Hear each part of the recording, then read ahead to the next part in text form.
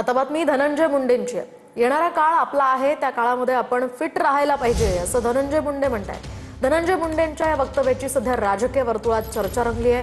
Fit राहण्यासाठी मी gym करतोय असंही धनंजय मुंडे म्हणाले। स्वतः जिम करतोय, बऱ्यापैकी मी स्वतः वजन माझं कमी केलंय, असंही सर्वच क्षेत्रातलं आपलं वजन कमी झालं होतं।